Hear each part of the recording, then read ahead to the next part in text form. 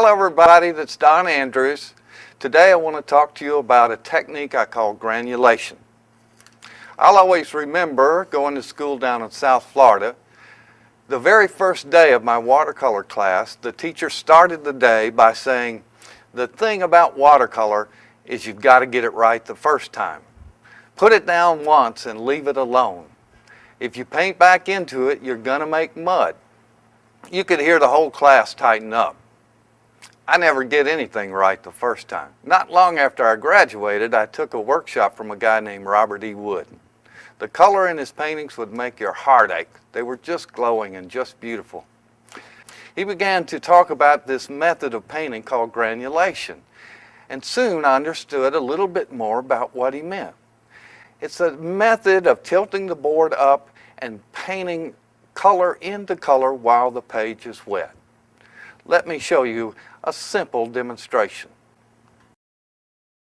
I've tilted the board up and I'm placing a light wash of manganese blue on the page. What does that say about me as an artist? I guess it says Don owns a tube of manganese blue.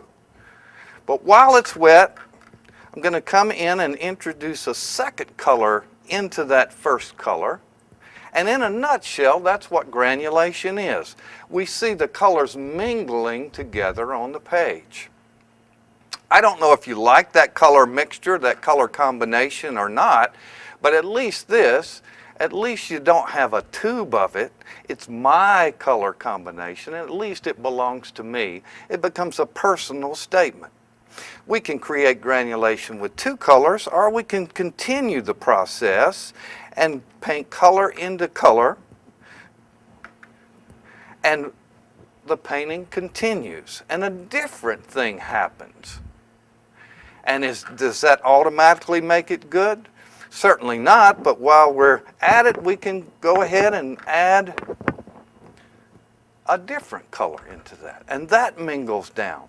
And these are discovered, found interpretations of color. Each of us will do it just a little bit differently.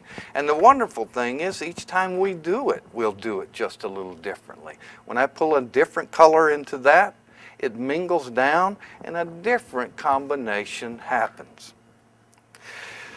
This method can be predictable, I suppose. We can make formulas, but I've found that the best color is discovered. If I'm willing to let these colors blend together on the page, that the best colors will often be a surprise to me. I'd like to, again, make the quote by Robert E. Wood, who said, "The best color in my paintings is found." Now I know how he found it. The first thing I do is wet down the page where I want to create a granular wash. There's just a little bit of pigment in this water. I want to cut around this orb and down across the water. And so by putting just a touch of pigment in the water, I can see where I've gotten the page wet. It's impossible to say how much water, how much paint is being delivered to the page, but you'll quickly catch on to that. I like to get the page good and wet. A lot of action happens when we get the page good and wet. So once I get it wet, I give it a second saturation, and now we're ready to introduce the first wash of color.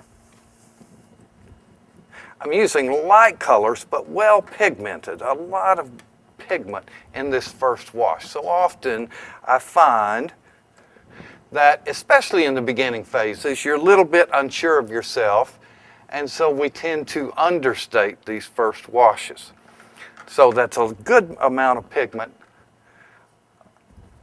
a good amount of water, and letting this kind of have a life of its own. It's a little bit unpredictable. We have to, as Robert E. said, we have to find and discover. The best paint is discovered as the painting progresses.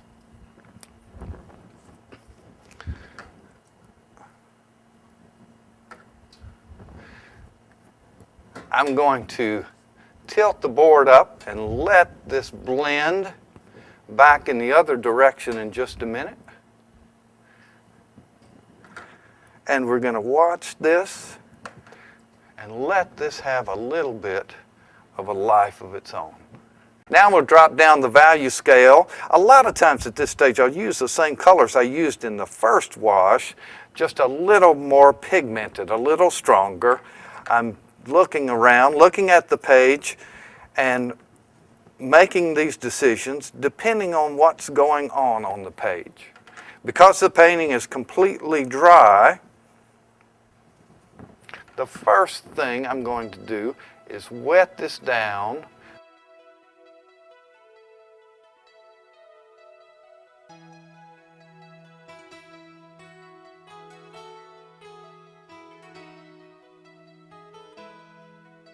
Once I get the outline of the rock introduced, then we'll come in and add a second and a third wash into this middle value rock and create granular washes with the next value as well. Now that this rock is nice and wet, there's the chance to come in and introduce a blending, stepping back, watching the page.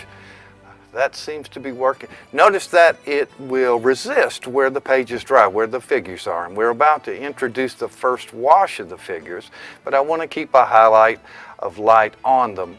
And notice that these washes, very wet on the rock, but as they get down, because the figures are dry, they resist here. I'm about to get a drip down here, so I'm going to come in and soften that up while it's wet and let this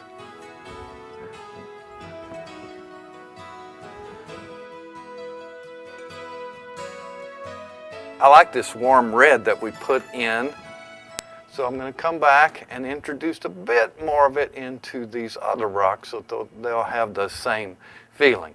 Again, the page is wet. We can alter these rocks in any direction with any value that we feel the urge to at this stage. We could push this back a little bit darker as needed. I don't want to go too dark. We're going to add a few more darks shortly, but I try to stay in value. In other words, I paint the lighter washes into the middle value washes and then save the darker washes for last. These rocks are a little farther away. I'm wetting them down. Get out a larger brush, wetting them down. They won't need to be quite as strong in value.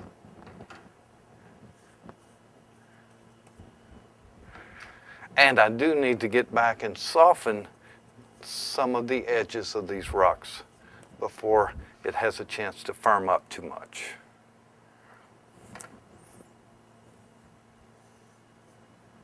Regardless of the color we're using, because we're just applying one color, the rocks begin to be a little bit flat.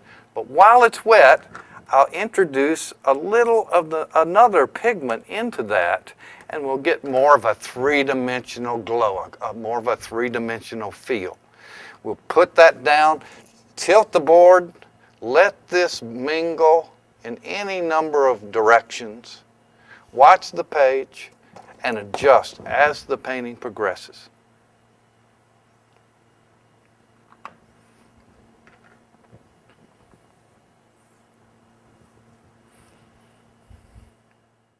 We have to learn to trust ourselves, to trust the paint. Watercolor will help us out if we'll give it a chance.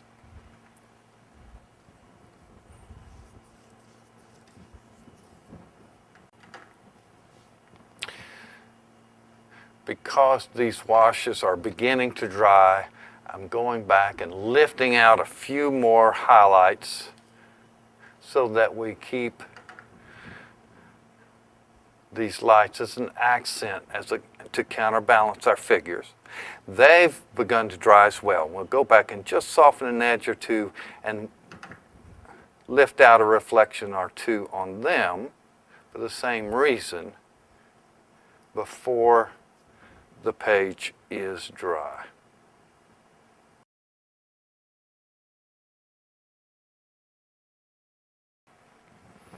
I'm going to add a few darks for accentuation and make a few adjustments as needed. Granulation can happen with darks just as with any other values. I want to stress that everything in the painting doesn't have to be granular, so I'll not only create granular washes, but if I need just a touch of blue, a touch of red on the figures, I'll stick my brush right into the pigment well and right to the page.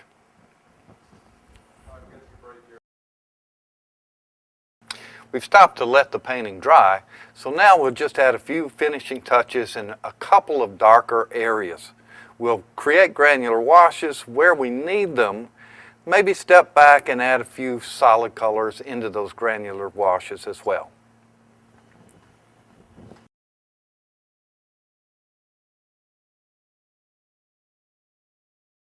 Once again, I'm pre-wetting the areas that I want to address so that we get a nice soft blending on the page. So this is just a little wetting of the page, and then we bring the pigment to this wet page, and a nice soft blending occurs.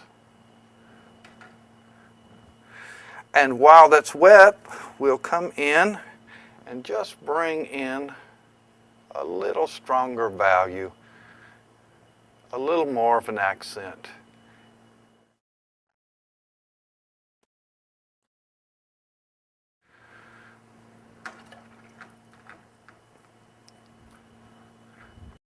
Because these areas that I want to address are all dry, I'm having to remind myself to pre-wet and let these blendings occur with the darker values just as we did with the lighter values.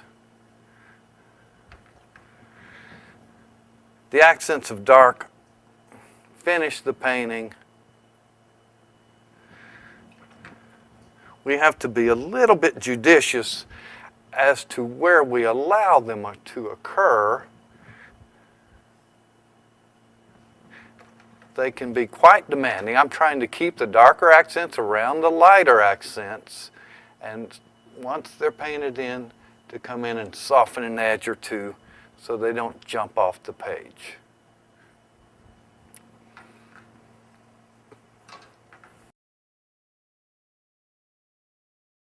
A little bit of a hint of blending, allowing this to direct me as much as me directing it. Let that blend down a little bit more.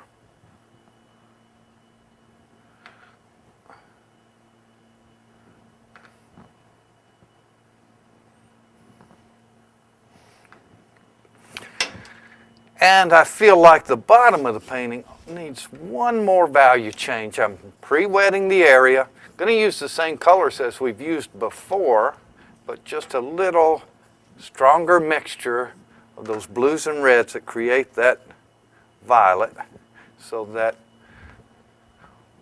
we have a little more drama as we step into the painting from the bottom. Because that's wet, these gradually blend on the page.